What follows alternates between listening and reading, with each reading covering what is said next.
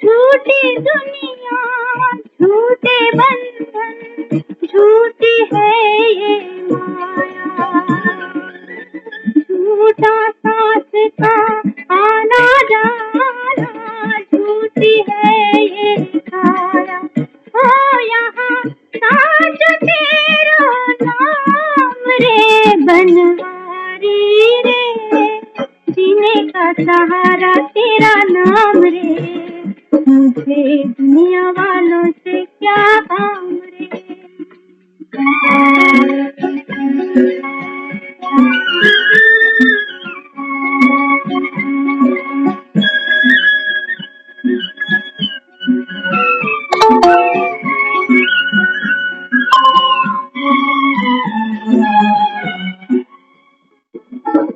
रंग में तेरे रंग गई गिरधर, छोड़ दिया जग सारा। रंग में तेरे रंग गई गिरधर, छोड़ दिया जग सारा। बन गई तेरे प्रेम की जोगन, लेकर मन एक तारा। हो मुझे प्यार तेरा धाम रे बनवारे रे, जीने का सहारा तेरा नाम रे, मुझे दुनिया वालों से क्या काम रे।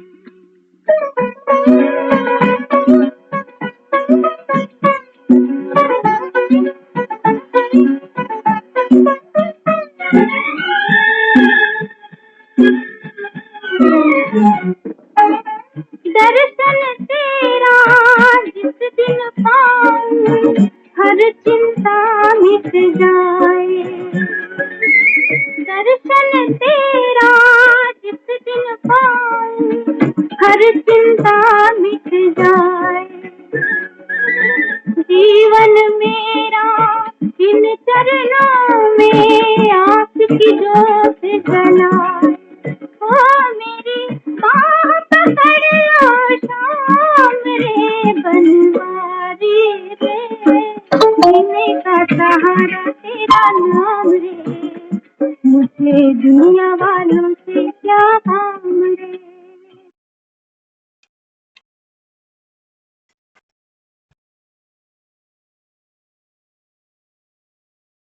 ओम शांति। ओम शांति दीदी।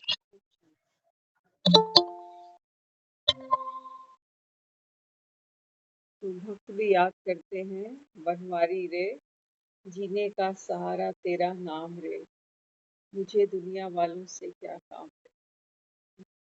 बाबा कहते हैं देखो भक्त भी है ना, वो पुकारते हैं, देवी देवताओं को पूजने जाते हैं, लेकिन बाबा कहते हैं फिर भी क्या कहते हैं, बाबा कहते हैं याद तो मुझे करते हैं कि तुम मात पिता हम बालक थे। तो बाबा कहते हैं फिर इसका मतलब कोई संबंध तो जरूर है ना, तब तो बाबा कहते हैं मुझे याद करते हैं। लेकिन बाबा कहता है ये नहीं जानते कि बाप कौन है, बाप का नाम क्या है, कब आता है, कैसे आत्माओं को भरपूर करता है। बाबा कहता है ये तो तुम बच्चों के सिवाय और कोई जान ना सकते। तो आज बाबा ने ये भी समझाया सुबह कि दुनिया में जो दुख है उसका बीज क्या है, देह का भार। बाबा कहता है देह को याद करते हो, लौकिक संबंधों को याद करते हो, और एक बाबा कहता है जब मुझे याद करते हो तो इसमें दिन रात का फर्क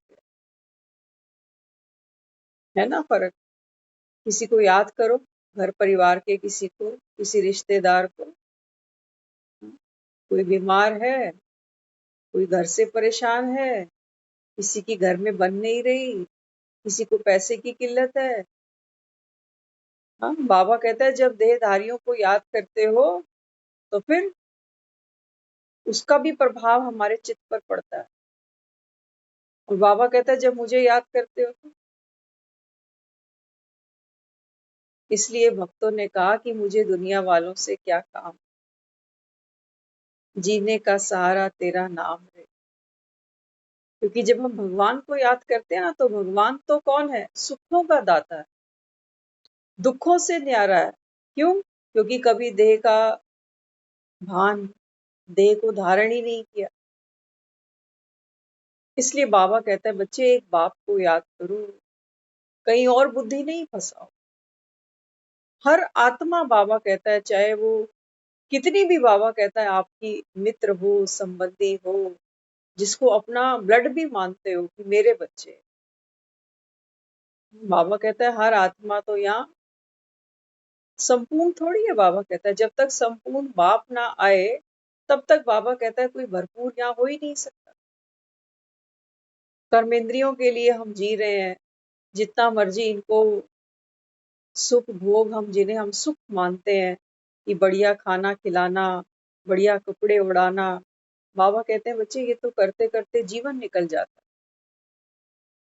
अंत में देखते हो ना, एक पेशेंट को देखो बेचारे को, वो खुद पजामे का नाड़ा नहीं उस समय पहन पाता, कैसे कपड़े होते हैं उसको जो पहनाए जाते हैं स्ट्रेचर पे जब लिटाते। तो बाबा कहते हैं बच्चे ये है दुख धाम, और यही बाबा कहता है मुझे आना होता है, और यही आकर बाबा कहता है मैं तुमको दुखों से पार ले जा। लेकिन बाबा कहता है तुम बंधन तोड़ने को तैयार हो कि सिर्फ मुझे बुलाते ही रहते हो। बाबा कहता है भक्त भी जानते हैं कि बंधन अनेक प्रकार के हैं, कोई एक थोड़ी है। हाँ, अपनी देह का बंधन है, फिर संबंधियों का, कर्म भोग का, पुराने जो लेखे जोखे हैं वो सब। आज बाबा ने बोला भक्ति का भी बंधन है। तो आज की मुरली बहुत इंटरेस्टिंग है, बहुत रोचक है, तो सुनते हैं। आप सदा दिल खुश बच्चे हो संगम पर। बाबा कहता है आप ब्राह्मण आत्माएं कौन हो, सदा दिल खुश। क्योंकि बाबा क्या करता है, हमको दिल खुश मिठाई खिलाता है। दुनिया में किसी हलवाई के पास नहीं है ऐसी मिठाई, दिल खुश मिठाई। तो मनुष्य आत्माओं के दिल के दर्द अनेक प्रकार के हैं। हाँ, बाबा कहते हैं बच्चे आप हो वो भाग्यवान आत्माएं जो इस समय संगम पर भगवान के सम्मुख बैठकर दिल खुश मिठाई खाती हो। बाकी तो बाबा कहता है दुनिया में आत्माओं के दिल में अनेक प्रकार के दर्द हैं। कभी तन का दर्द, कभी संबंधों से दुखी होने का दर्द, कभी धन, हाँ, कभी चिंताओं का दर्द, कभी प्राकृतिक आपदाओं का दर्द। ऐसे समय आप सुखदाई सुख स्वरूप बच्चों का फर्ज क्या है। बाबा कहता है दुनिया तो देखो दुखों के सागर में, बाबा कहता है पड़ी हुई है। इसलिए बेचारे भक्ति करते हैं, घर घर में देखो नवरात्रि की जोत घर में जग रही है, व्रत उपवास कर रही है दुनिया इस समय, है ना। तो बाबा कहता है क्यों, क्योंकि अनेक प्रकार के दर्द हैं। लेकिन बाबा कहता है आप बच्चे जो रोज यहाँ दिलखुश मिठाई खाते हो, आपका क्या फर्ज है।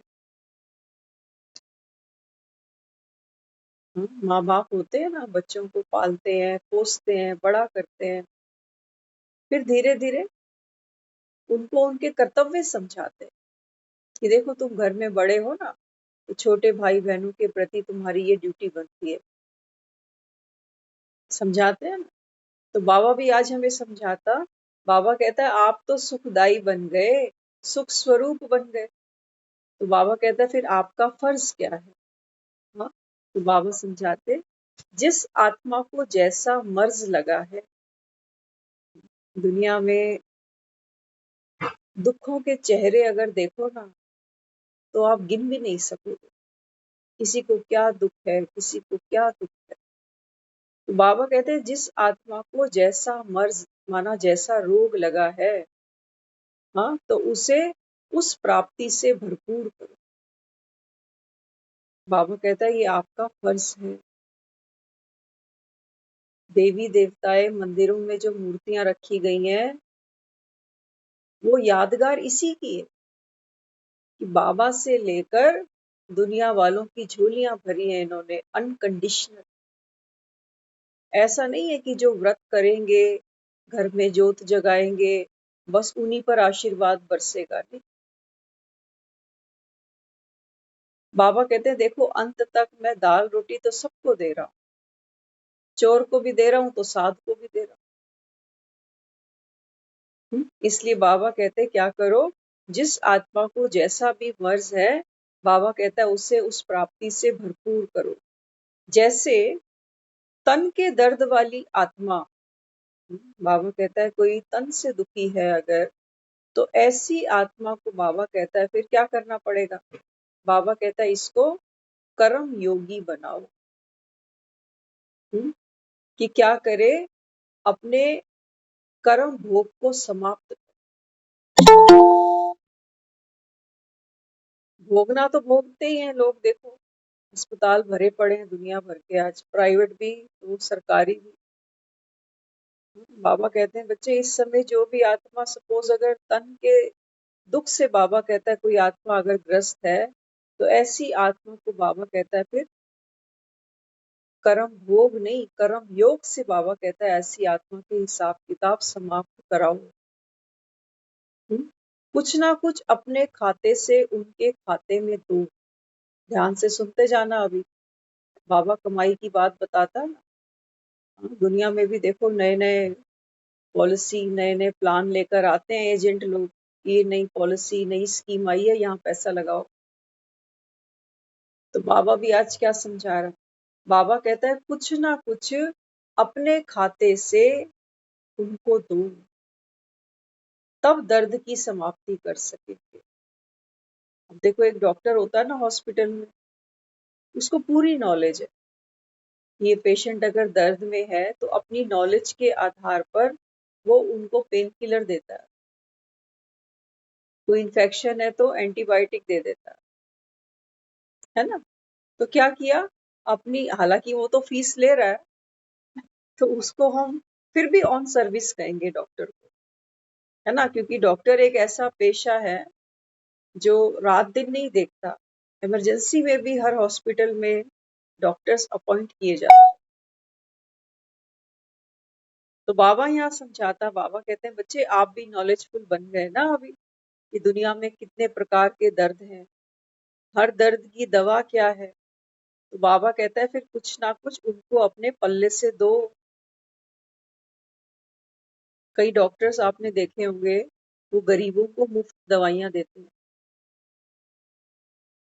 कोई अपना टेस्ट नहीं करवाता, कोई एक्सरे नहीं करवा पा रहा, तो डॉक्टर उसको एक लेटर लिख कर दे देता है कि अगली जगह जाना, ये दिखा देना, तुम्हारा काम फ्री में हो जाए। करते हैं ना, कुछ कुछ करते हैं।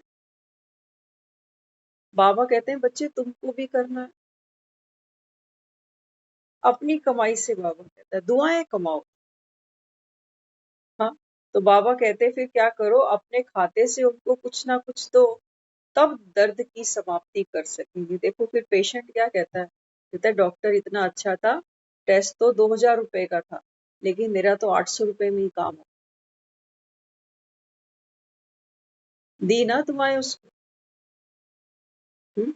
कई डॉक्टर कहते हैं और किसी जगह मत जाना, यहाँ जाना, यहाँ सस्ता काम हो जाएगा। इसलिए बाबा कहते हैं फिर क्या करा, दर्द की समाप्ति की। जैसे अंतिम समय आ रहा है, सबकी भक्ति की शक्ति भी समाप्त हो रही है। बाबा कहता है देखो अंतिम समय किसका आ रहा है। बाबा कहता है बच्चे इस सृष्टि पर आप सब आत्माओं का अभी अंतिम समय आ गया, क्योंकि कलयुग बाबा कहता है अभी टाटा बाय बाय करने वाला। और कोविड के समय में भी आप देखो, कोविड तो सेमी कलयुग का अंत दिखाया हमको, सेमी, फाइनल तो अभी देखेंगे, लेकिन देखेंगे बाबा कहता है वो जो आत्मा शक्तिशाली के साथ साथ नॉलेजफुल बने। हाँ, तो बाबा कहते हैं बच्चे देखो जैसे जैसे अंतिम समय आ रहा है, अभी सबकी भक्ति की शक्ति भी समाप्त हो रही है। भक्तों का चित्त ऐसा नहीं है कि किसी एक देवी से या एक देवता से शांत हो जाता है, देखो सबकी पाठ पूजा करते हैं। कभी शनिदेव के मंदिर जाते हैं ना, कभी साईं के मंदिर चले गए, कभी माता के मंदिर चले गए, कभी गणेश के मंदिर, कभी हनुमान के मंदिर। तो बाबा कहते हैं इनकी भक्ति पे भी अब शक्ति नहीं है। इसलिए भक्ति के फल को भी खाकर खाली हो गई है। भक्ति का फल बाबा कहता है अल्पकाल का मिलता है इनको, जितनी देर ये भक्ति में लीन रहते हैं उतनी देर बाबा कहता है इनको, क्योंकि देह का भान भूल जाता है, व्यर्थ की बातें नहीं सुनते सुनाते, तो बाबा कहता है कुछ देर का इनको सुख मिल जाता है। और फिर बाबा कहता है जैसे ही वो मंदिर से उठते हैं, अपने अपने घरों में जाते हैं, बाबा कहता है फिर वो सुख खत्म हो जाता है। हाँ, क्योंकि बाबा कहता है दुख का कारण वो लोग नहीं जानते। तो बाबा यहाँ समझाते फिर क्या करती हैं ऐसी आत्माएं, भक्ति के फल को भी खाकर देखो जैसे खाली हो गई है। नामधारी भक्ति है, फल स्वरूप नहीं है। भक्ति का बंधन बता रहा ना बाबा आज, कि भक्तों को भक्ति का भी बंधन है, नहीं कर पाते तो फिर भी मन अंदर से खाता रहता है। और भक्ति अगर करी तो किस लिए करी, फल भी तो बंधन है। फल ही तो वो बीज है जिसके कारण हमने भक्ति करी। अब वो फल नहीं मिलता तो फिर कभी इस दर भटकते हैं तो कभी उस दर पे भटकते हैं। तो बाबा कहते हैं देखो आज की भक्ति कैसी है, नामधारी तो है लेकिन फल स्वरूप नहीं है। भक्ति का वृक्ष विस्तार को पा चुका है। बाबा कहता है अभी जो भक्ति का वृक्ष है ना, ये भी बाबा कहता है बच्चे बहुत विस्तार को पा चुका है। रौनक जरूर है, शक्तिहीनता के कारण फल नहीं। रौनक तो है, बाबा कहते देखो मंदिर भरे पड़े, बाजार सजे हुए, नारियल चुनिया ये वो सब, दुकानें सजी हुई हैं, चिप्स पापड़ कट्टू का आटा क्या क्या बिकता है बाजारों में। बाबा कहता है रौनक तो खूब है, लेकिन बाबा कहता है शक्तिहीनता के कारण फल नहीं है। ऐसे भक्ति का वृक्ष भी दिल खुश करने की छाया जरूर दे रहा है। बाबा कहता है जो भक्ति का भी पेड़ है ना, अभी ये बहुत फैल चुका, और बाबा कहता है ये भी क्या कर रहा है, बाबा कहते हैं भक्ति का जो फल है ना, दिल खुश करने की छाया भक्तों को दे रहा है, और भक्त इस छाया में लेटे हुए हैं। जैसे पेड़ के नीचे कोई सो जाता है, थक जाता है, विश्राम करता है, तो बाबा कहता है दुनिया भी इस समय भक्ति के वृक्ष के नीचे आराम कर रही है। दिल खुश छाया बाबा कहता है ये पेड़ दे रहा है भक्ति का। कौन सी बाबा कहता है छाया है इसकी, कि भोले भक्त इस छाया में ये सोचते हैं कि हमको भक्ति का फल आज नहीं तो कल मिल ही जाए। ये बंधन है, अब ये पेड़ छोड़ के भी बेचारे नहीं जा सकते, क्योंकि बाहर तो चिलचिलाती धूप है दुखों की। तो सोचते हैं चलो भक्ति से कुछ छाया तो मिल रही है, थोड़ा भरोसा तो है कि चलो हम कर रहे हैं तब पूजा पाठ, तो हमको आज नहीं तो कल फल मिल जाएगा। तो बाबा कहता है देखो भोले भक्त इसी छाया के नीचे आराम कर रहे हैं। जमा है या अपने प्रति ही कमाया और खाया है। अब बाबा बच्चों से पूछ रहे, बाबा कहता है भक्तों का तो देखो ये हाल है, भोले भगत है, और बाबा कहता है भक्ति का भी जो पेड़ है ये तो विस्तार को पा चुका, जैसे बनेन ट्री बाबा कई बार समझाता है। और बाबा कहता है भक्त इसकी छाया में लेटे पड़े हैं, सुध बुध खो रखी है।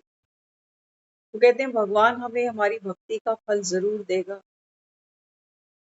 इसी बाबा कहते हैं छाया के नीचे वो अपना जीवन काट दे। इस छाया से बाहर आने की शक्ति नहीं है उनके पास। जब उनको कहें कि आप आओ कर्म योगी बनो, विकारों पर जीत पहनो, माया पर जीत पहनो, तो बाबा कहता है वो ये छाया ही नहीं बेचारे छोड़ना चाहते। तो बाबा कहते हैं बच्चे फिर आप बताओ, आपने जो भी कमाया, बाबा कहता है अपने प्रति कमाया खाया या कुछ जमा भी किया, क्योंकि बाबा कहता है इन भक्तों को फल तो देना पड़ेगा। सारे तो बाबा कहता है बच्चे ज्ञान वृक्ष के नीचे नहीं आने वाले, आज कहाँ ना पावन है दुनिया में, कि दुनिया में जो झाड़ है बाबा कहता है वो तो कोई भी बता देगा कि इस झाड़ की शुरुआत कैसे हुई। ये बीज डाला धरती में, पानी दिया, धूप पड़ी और झाड़ तैयार हो गया। लेकिन बाबा कहते हैं रूहानी झाड़ कैसे तैयार हुआ, ये सृष्टि कैसे सजी। बाबा कहता है ये जब तक बाप ना आए कोई समझा ही नहीं सकता। तो बाबा कहते हैं बच्चे इस पेड़ की छाया छोड़कर सब ज्ञान की छाया में नहीं आएंगे, क्योंकि कुछ पाने के लिए कुछ छोड़ना भी तो पड़ता है ना। तो जो थोड़ा सा सुख उनको मिलता है भक्ति का, वो बेचारे नहीं छोड़ सकते। इसलिए बाबा बच्चों से पूछता है कि आप बताओ, आपने जो गुण शक्तियां, बाबा कहता है बाप के वरदान, ये सब जो बाबा कहता है लिए, इनको सिर्फ खाया ही है या बाबा कहता है कुछ जमा भी किया है दूसरों के लिए। अपनी कमाई से बाबा कहता है कुछ हिस्सा दूसरों को दो। तो बाबा कहते अगर नहीं जमा किया तो बाबा कहता है फिर तो वो राजयोगी नहीं है।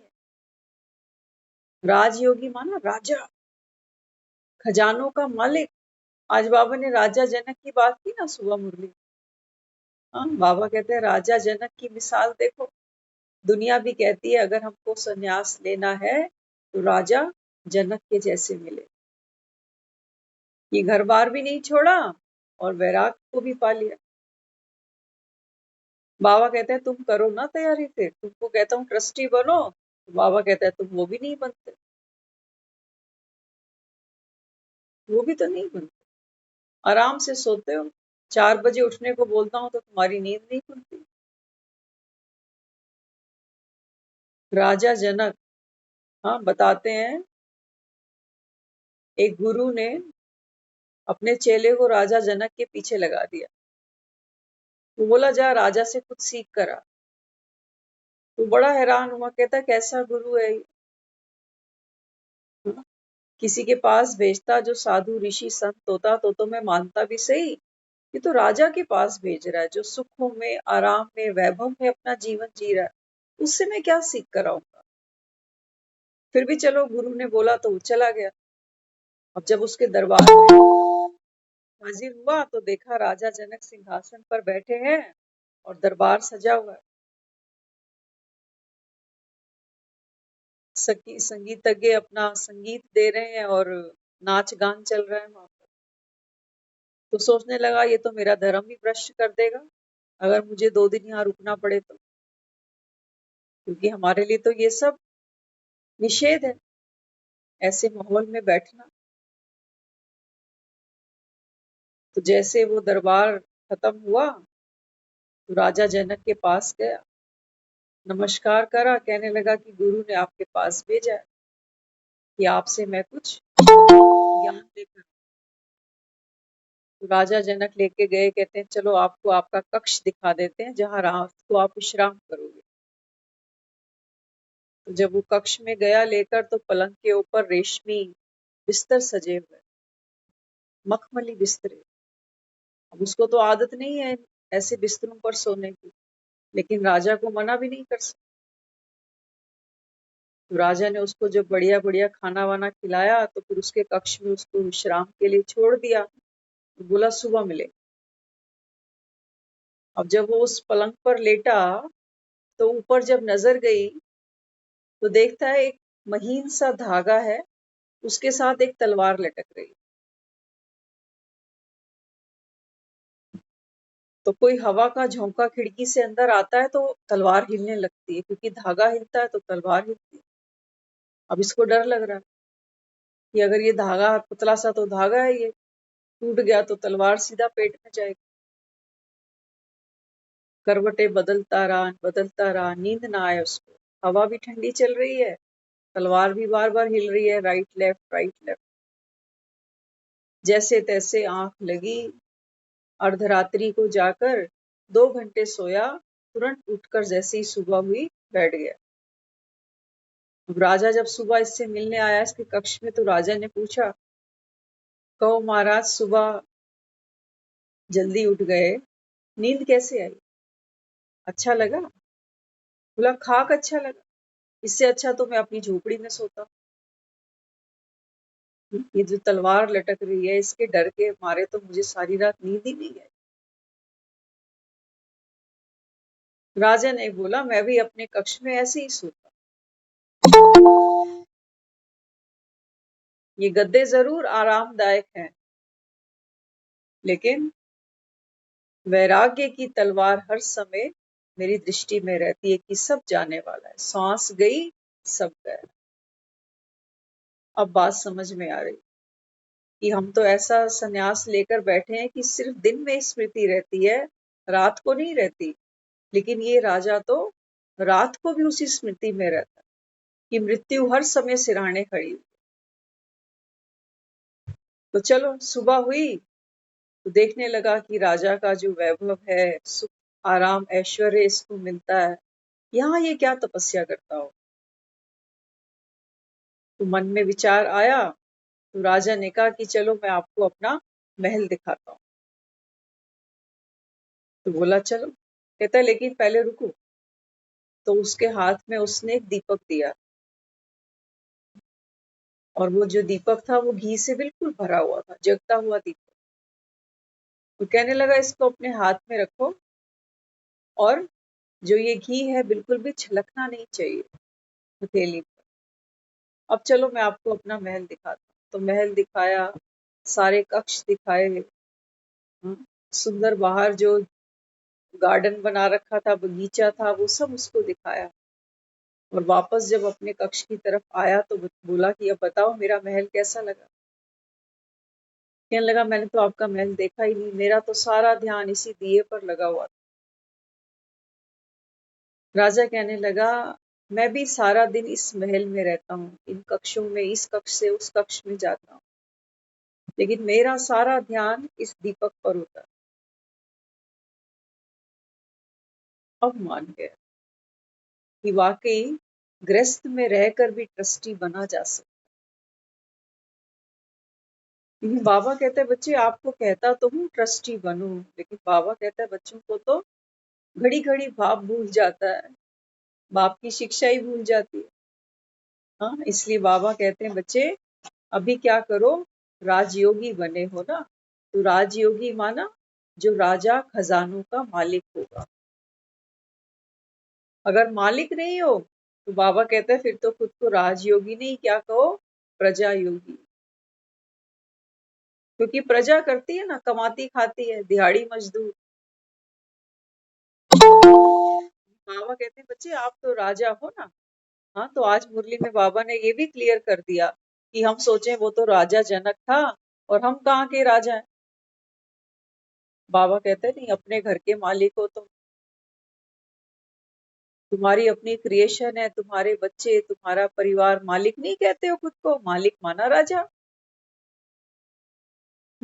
तो बाबा कहते तो फिर राजयोगी नहीं कहेंगे, राजा के भंडारे तो सदा भरपूर रहते हैं, प्रजा की जिम्मेवारी किसकी होती है, राजा की होती है ना। बाबा कहते हैं बच्चे देखो प्रजा की जिम्मेवारी तो राजा पर होती है। ये प्रजा दुखी होती है ना, तो राजा उसको अपने धन कोष से धन देता है। और बाबा कहते हैं तुम्हारे पास है दुनिया में। बाबा कहते हैं देखो आत्माएं कितनी दुखी है। वाकई ये बात सच्चाई है। अभी थोड़ी देर पहले हमने एक अनुभव किया। देखो संकल्पों में पावर है। हर वो संकल्प जो हम किसी और को सुख देने के लिए करते हैं ना, वो मुझे तो ऐसा लगा शायद 24 घंटे से भी पहले उसको अमली जामा मिल गया, हमारे सामने वो रिजल्ट आ गया। बाबा कहते हैं बच्चे मुख से कहने की बजाय आत्मा को बोल दो, संकल्प से बोल दो। सुबह बोला था, शाम को हमारे पास वो चीज सामने आ गई कि वो ये चाह रहे हैं करना जो हमने उनको बोला, संकल्प से बोला, मुंह से नहीं बोला। और शाम को हम सोच रहे थे कि ये काम हो जाए तो अच्छा है, नहीं तो आत्माओं के आपस के कार्मिक अकाउंट है ना, ये फिर अभी खत्म हो सकते हैं, नहीं तो ये फिर अगर पेंडिंग रह जाएंगे तो ये फिर आगे चले जाएंगे। तो हमने सुबह ये संकल्प किया था और शाम को हमारे सामने आकर ये बात खुल गई कि वो ये करना चाहते हैं। तो ये है हमारे संकल्पों की पावर। वैसे अगर हम उनको बोलते फेस टू फेस, तो मुझे नहीं लगता रिजल्ट आने वाला। तो सोचते ये उम्र में छोटे हैं, ये हमें समझाने आ गए। लेकिन बात तो वो समझदारी की थी। लेकिन छोटे मुख से बाबा कहता है ना, बड़ी बात सुनते हैं तो कहते हैं अच्छा ये कल का आया, मुझे समझाने वाला है। लेकिन संकल्प बाबा कहता है, जब आप डिलीवर करते हो ना आत्माओं को, तो बाबा कहता है वो आत्मा कैच करती है, क्योंकि वो संकल्प दूसरों को सुख देने वाला। लेकिन हाँ, अहंकार को तोड़ना पड़ता है पहले। तो बाबा भी यहाँ समझाता, बाबा कहते हैं देखो खजाने भरपूर नहीं है तो फिर प्रजा योगी हो। संकल्पों का खजाना सबसे बड़ा खजाना, समय का खजाना सबसे बड़ा खजाना। कहता है ना बाबा, अपने खजानों को चेक करो, कितने खजाने बाप से लिए तुम, संभाले या माया आकर बाबा कहता है सब तहस नहस कर जाती है। तो बाबा कहते हैं बच्चे अगर खजाने भरपूर नहीं हो तो प्रजा योगी हो।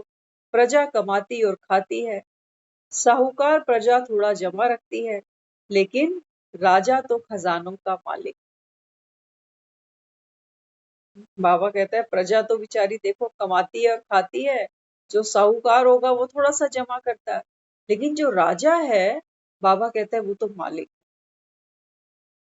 तो आप बताओ, आप बाबा कहता है राजा हो ना, राजयोगी हो। बाबा कहता है खजाने जमा है इतने कि दूसरों को भी अगर बांटने पड़ जाए तो हमारे पास कोई कमी नहीं आने वाली है। है बाबा कहता है। इसलिए पूछते, यहाँ संगम से ही रूहानी पालना के संस्कार वाले प्रजा के पालनहार विश्व राजन बन सकते हो। बाबा कहता है बच्चे अभी बाबा कहता है प्रैक्टिकल में इसको करो। ये नहीं सोचो कि सतयुग में बनूंगा, सोने के महल मिल जाएंगे। बाबा कहता है नहीं, असली स्वर्ग बाबा कहता है तुमको यहाँ बनाना, वो तो तुम्हारी प्रारब्ध है सतयुग के अंदर। तो बाबा कहता है यहाँ संगम से ही दूसरी आत्माओं की रूहानी पालना के संस्कार। माँ बाप क्या करता है, अपने बच्चों को संस्कार तो देता है। हाँ, बाबा कहता है बच्चे रूहानी संस्कारों से पालना करी किसी की, तब तो बाबा कहता है तुम राजा हो। हाँ, तो बाबा कहता है फिर यहीं से संगम से बाबा कहता है पालना के संस्कार वाले प्रजा के पालनहार विश्व राजन बन सकते हैं। तो प्रजा की पालना तो करो बाबा कहते। ये थोड़ी कि जीवन भर बस दो बच्चे थे हमारे, इनको पढ़ा लिखा दिया, इनकी शादियां कर दी और हो गया हमारा तो काम। बाबा कहता है ये तो हद की बात। आज कहा ना बाबा ने हद पर और बेहद पर भी बाबा ने सुबह समझाया। बाबा कहता है हद का करोगे तो सुख भी हद का अल्पकाल का है बस। और बाबा कहता है ये सुख भी क्या है, बाबा कहता है ये तो माया तुमको ठगने बैठ जाती है। इसलिए राजा व प्रजा का स्टैंप यहाँ ही लगता है, स्टेटस वहां मिलता है। बाबा कहता है अभी संगम पर स्टैंप यहाँ लगेगी, यहाँ स्टैंप लगेगी। बाबा कहता है कि तू राजा आत्मा है या प्रजा। स्टेटस बाबा कहता है आगे सबके को मिलेगा। तो अगर सब राशन जमा कर लिया और छोटी सी माचिस अगर रह गई तो अनाज का क्या करोगे। बाबा के एग्जाम्पल्स भी बड़े पावरफुल होते हैं। हाँ, बाबा कहते हैं सोचो अगर ये खबर मिलने लग जाए कल से कि कल से दुकानें बंद हो रही हैं 3-4 दिन के लिए, आज ही जाकर कोई सारा राशन भर के ले आए। हाँ, बाबा कहता है सब भर लो, दाल चावल चीनी आटा ये वो सब। आजकल तो लाइटर चल रहे हैं घरों में, आजकल लाइटर की भी जरूरत नहीं है, इतनी ऑटोमेटिक आजकल गैसेज आ चुकी। हाँ, लेकिन बाबा ने एक एग्जाम्पल दिया कि सोचो अगर कोई पूरा राशन भर ले और घर में सिलेंडर ही ना हो, माचिस ही ना हो। बाबा ने तो माचिस की बात करी है कि सोचो अगर कोई माचिस ही ना ले जाए तो अनाज का क्या करो, पका पाओगे इसको बिना माचिस के? हम्म? इसलिए बाबा कहता है ये नहीं सोचो कि अनेक प्राप्तियां होते भी, बाबा कहता है फिर अप्राप्ति धोखा दे सकती है। ये नहीं सोचो कि सब कुछ तो मिल गया, बस एक ही तो कमी है, सहनशीलता ही तो नहीं है बस थोड़ी सी। बाबा कहता है फिर राजा कौन कहेगा तुम्हें, आज कहा ना वरदान में बाबा ने, हाँ, किनारा करने की बजाय बाबा कहते हैं बच्चे सहनशीलता के अवतार बन जाओ। बाबा कहते हैं दुनिया तो ये सोचती है जिससे तंग होते हैं, या तो सोचते हैं परिस्थितियां बदले या लोग बदले, लेकिन बाबा कहता है खुद को तो बदलते नहीं। इसलिए बाबा कहता है सारा जीवन दुख पाते। तो बाबा यहाँ कहते हैं अगर प्राप्तियां होते भी अप्राप्ति फिर धोखा दे सकती है। ऐसा ना सोचो, याद की शक्ति तो है, किसी गुण की नहीं है तो क्या हर्जा है। कोई ये सोचे कि मैं तो रोज अमृत वेले बाबा को याद करता ही हूँ, क्या हो गया अगर एक गुण मेरे में नहीं है तो? बाबा कहता है ये वही बात हो गई कि राशन तो सारा भर लिया लेकिन एक माचिस की डिबिया ले जाना भूल गए। ऐसे ही राजधानी में महल नहीं मिल जाएगा। बाबा कहते हैं बच्चे जिन देवी देवताओं के ये भक्त पाठ पूजा करते हैं, बंदगी करते हैं, व्रत उपवास करते हैं, ऐसे ही नहीं करते। बाबा कहते कुछ करके दिया है इन्होंने, ऐसे इनकी मूर्तियां घर में नहीं सजाई। बाबा कहता है आप प्रैक्टिकल में कुछ कर रहे हो, वो तो प्रैक्टिकल में बेचारे पूजा कर रहे हैं, प्रैक्टिकल में बेचारे व्रत कर रहे हैं। बाबा कहता है तुम अभी प्रैक्टिकल में क्या कर रहे हो? कहा ना बाबा ने अनेक प्रकार की आत्माएं हैं, अनेक प्रकार के दुख हैं, और भक्ति की बाबा कहता है ये जो छाया इनको मिली है ना, भक्ति के वृक्ष की, दिल खुश छाया, इसी छाया में बाबा कहता है भक्त पड़े हुए हैं भोले बनकर। ये सोचते हैं कि चलो भक्ति का फल आज नहीं तो कल हमको मिल ही जाए, भगवान के भरोसे बैठे हैं ये कि भगवान आएगा और हमको भव से पार ले जाएगा, भगवान मुक्ति दे देगा, भगवान बंधनों से छुड़ा देगा। लेकिन बाबा कहता है ये पुरुषार्थ नहीं कर सकते, क्योंकि भक्ति की जो छांव मिली है, बाबा कहता है ये इसको छोड़ना ही नहीं चाहते भोले भगत। इसलिए बाबा कहते हैं बच्चे ऐसे नहीं सोचना कि याद तो करता हूँ, अगर किसी कोई गुण की कमी है तो कोई हर्जा नहीं। हाँ, तो पालना कर क्या करना पड़ेगा, प्रजा बनानी पड़ेगी। राजा बनने का शौक है ना तुमको, बाबा कहते हैं कि राजा बनो। एक लीडर भी देखो एक कुर्सी पाने के लिए प्रजा के साथ कितने वायदे करता है नहीं करता। इलेक्शन आते हैं तो देखा करो कितनी बड़ी लिस्ट सुनाते हैं, स्कूल बनेंगे, अस्पताल बनेंगे, सड़कें बनेंगी, रोजगार मिलेगा, गरीबी दूर होगी, कितने सपने दिखाते हैं।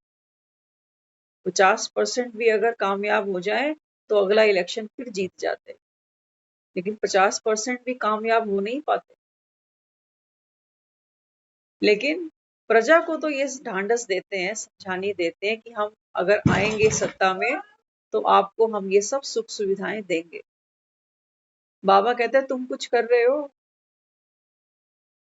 प्रैक्टिकल में करना है, बाबा कहता है अभी। हाँ, तो इसलिए बाबा कहते सदा काल की प्राप्ति का साधन है ज्ञान। बाबा कहते हैं बच्चे ये जो ज्ञान है ना, भक्ति में तो बाबा कहता है जो भी कुछ तुमको मिलता है क्या है, ये टेम्परेरी है। क्योंकि थोड़ी देर बाबा कहता है व्यर्थ से छूट जाते हो तो थोड़ी देर भक्ति का भी रस मिलता है, लेकिन सदा काल बाबा कहता है उससे कोई प्राप्ति नहीं है।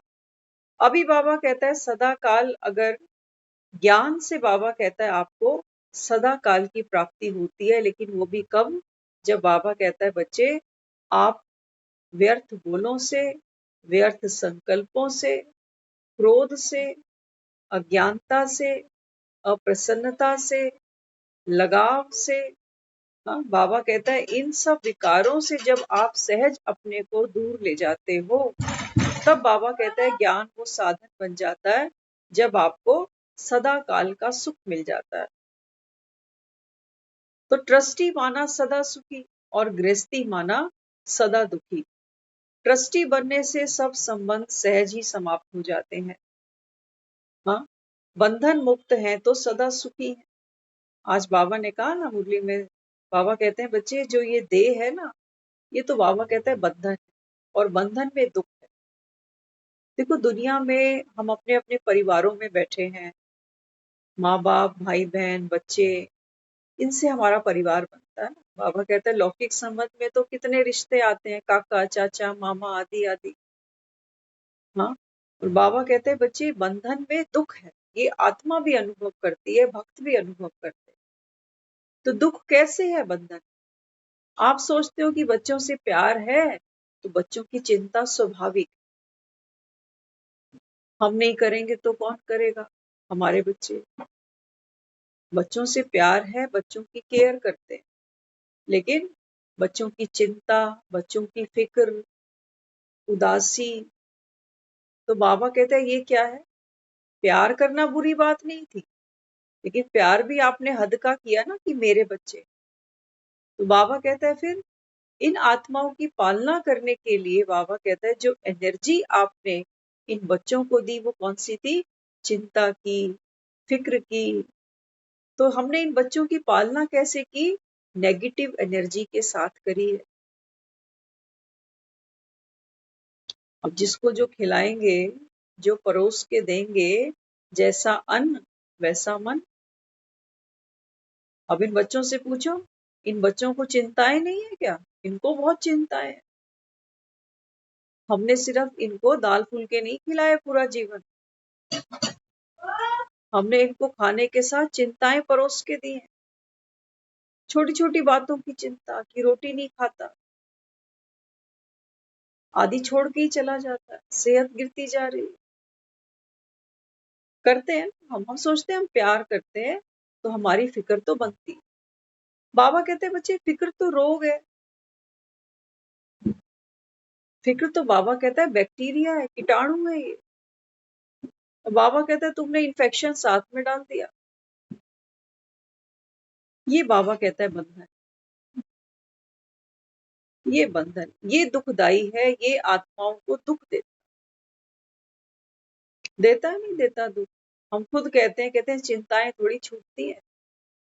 कितने भी सत्संग सुन लो, थोड़ी देर तो लगता है कि सब बेकार है, लेकिन जब घर आते हैं तो फिर चिंताएं तो सर पे वैसे ही नाचती हैं। जैसे थोड़ी देर पहले हम मंदिर में नाच रहे, ऐसी चिंताएं हमें नचा रही है ना। तो बाबा कहता है ये जो बंधन बना, बंधन क्यों बना? बाबा कहता है बच्चे ये विकार है, ये चिंता भी विकार है। हाँ, इसलिए बाबा कहता है अभी चिंताओं से खुद को निर्बंधन करो, चिंता नहीं करो। बाबा कहता है शुभ चिंतन करो। शुभ चिंतन तो बड़ा मुश्किल लगता है। हम कहने को तो कह देते हैं हम तो वेल विशर है ना, अच्छा सोचते हैं, लेकिन सोचो एक बच्चा अगर टाइम पर घर नहीं पहुंचता तो सबसे पहले शुभ चिंतन क्या करते हैं? कोई एक्सीडेंट तो नहीं हो गया?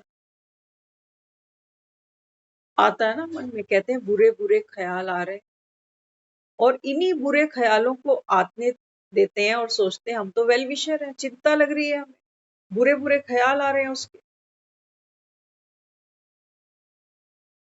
बाबा कहते हैं बच्चे यही तो बंधन है, इनको काटो। बाबा ट्रस्टी बनो। कितना मन दौड़ता है उस समय, कितनी हलचल होती है उस समय, जब तक एक बच्चा हमको दिखता नहीं, नहीं दिखता सामने, तो फिर मन क्या करता है? वो उपज है हमारी, वो हमारी एक्चुअल बीइंग है जो उस समय हम वहां सोच रहे हैं। बच्चा सामने आता है तो डांट देते हैं उसको, कितना डांटते हैं, कितना टॉर्चर करते हैं उसको। जिसकी फिक्र थी उसको रुलाते हैं पहले, और खुद भी साथ रो रहे हैं कि तूने मुझे 2 घंटे खूब रुलाया। इसलिए बाबा यहाँ समझाता, बाबा कहते हैं बच्चे ट्रस्टीपन की निशानी क्या है? फिक्रों से फारिग, सदा न्यारी। अब इसका मतलब ये नहीं कि हम चिंता ही ना करें। चिंता मतलब हाँ कि कोई घर आया ही नहीं और हम बेफिक्र होके टीवी चलाकर बैठे हुए हैं, वो बात नहीं। जब भी बाबा कहता है कोई सीन ऐसा सामने आता है तो क्या करो, अपने बाबा कहता है विचारों पर कंट्रोल, शुभ चिंतन चलाओ, उसके लिए पावर चाहिए।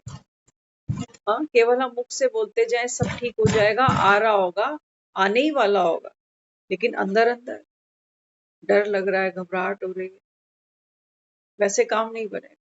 इसलिए बाबा कहता है ट्रस्टीपन की निशानी क्या बताई, सदा न्यारा। दुआएं दो उसको। कई बार उसका फोन भी नहीं मिल रहा, यार दोस्तों को ट्रेस कर रहे हैं, वो भी नहीं बता पा रहे, तो उस समय फिर क्या करे। बाबा कहते हैं बच्चे शुभ चिंतन, शुभ भावना, शुभ कामना, वही पेपर होता है हमारा। तो बाबा कहता है जरा सी हलचल करते हो, बाबा कहते हैं तूफान खड़ा हो जाता है ना। इसलिए बाबा यहाँ समझाते जो बंधन मुक्त है वो सदा सुखी है। अगर संकल्प में भी आता है मेरा घर, मेरा परिवार, मेरा काम, तो यह स्मृति भी माया का आवाहन करती है, तो मेरे को तेरा बना। बाबा कहते हैं बच्चे अगर संकल्प में भी मेरा मेरा आता है ना, तो ये मेरा, बाबा कहता है आप उस समय माया का आवाहन करते हो कि मेरा बच्चा, मेरा बच्चा, मेरा घर, मेरा परिवार, मेरा पैसा। तो बाबा कहता है ये करते करते क्या करते हो, माया को बुलाते हो घर पे, और माया आई तो बाबा कहता है फिर सताएगी, माया भी सताएगी। बाबा कहता है फिर इसलिए क्या करो, मेरे को तेरा बना दो। जितना जमा करो तो 21 जन्म आराम से खाते रहोगे। इस समय बाबा कहता है बच्चे हर एक आत्मा खाली है। पैसा तो कमा रहे हैं, स्टेटस भी है, नौकरियां अच्छी हैं, फ्लैट बड़े शानदार हैं, लेकिन बाबा कहता है बच्चे इनके अंदर कुछ भी नहीं है, खोखले हैं। जैसे बांस होता है ना, खोखला। बाबा कहता है बस ऐसी हर आत्मा अभी खाली है।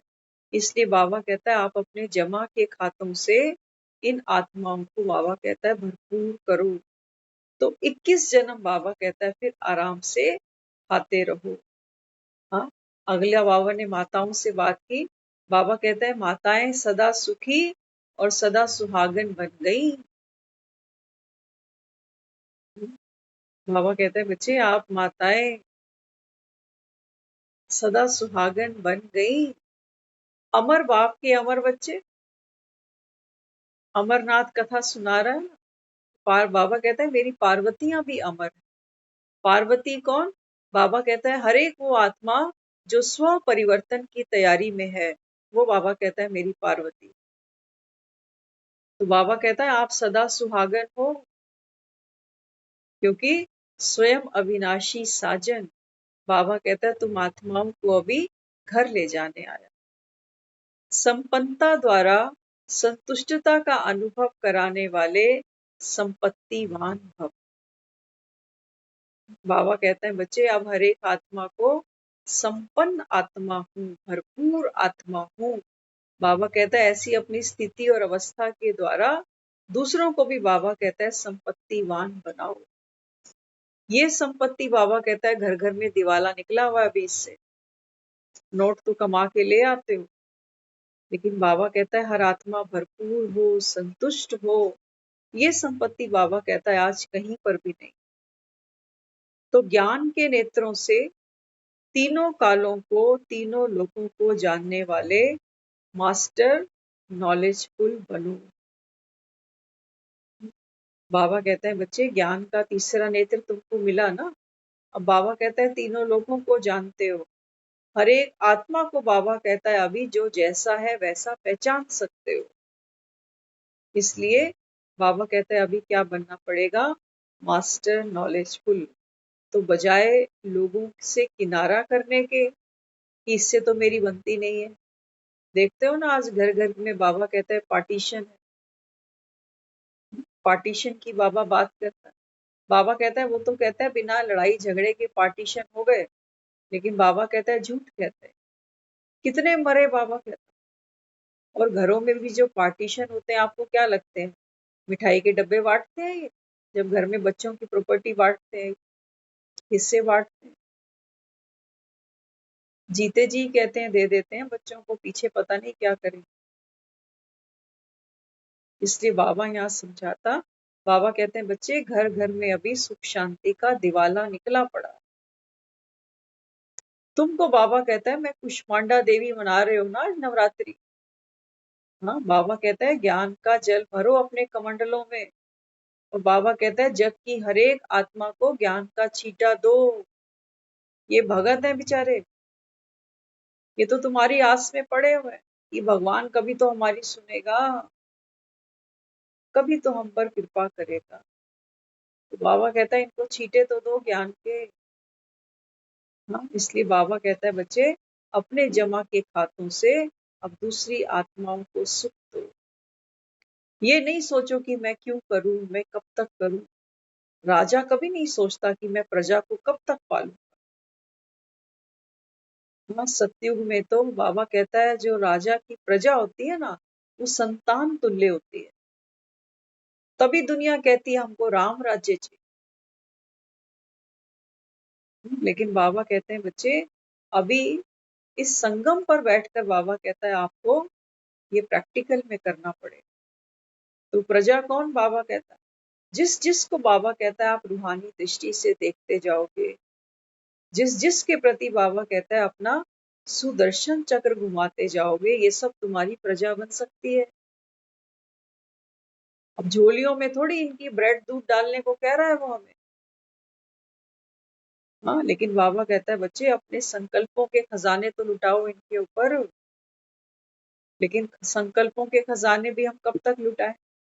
हाँ, बाबा कहता है बच्चे उसके लिए क्या बनना पड़ेगा? बाबा कहता है बच्चे ज्ञान की खानी बनना पड़ेगा।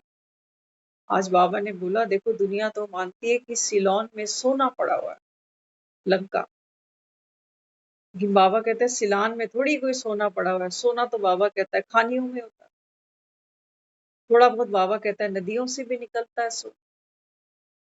बाबा कहता है ये संकल्पों का सोना, बाबा कहता है ये बांटो, ये बुद्धि रूपी खानी है। बाबा कहता है इसमें से संकल्पों का खजाना निकालो। ये बाबा कहता है ज्ञान का धन, ये बाबा कहता है सोने के सिक्के हर एक आत्मा को देते चलो। ये मांगेंगे तो मिट्टी की लक्ष्मी से ही, जिसकी झाड़ पोछ करके खुद ही घर में सजाएंगे, मांगेंगे उसी मिट्टी की मूर्त से बाबा कहता है। लेकिन प्रैक्टिकल में बाबा कहता है ये पार्ट तुमको खेलना, क्योंकि भक्त भोले हैं, ये भी नहीं जानते कि किससे क्या मिलना है। लेकिन हाँ, झोली फैलाने में ये निपुण है। इसलिए बाबा कहता है बच्चे आप इनको भरपूर करते चलो। तो ये हमारा बाबा ने फर्ज हमको याद दिलाया।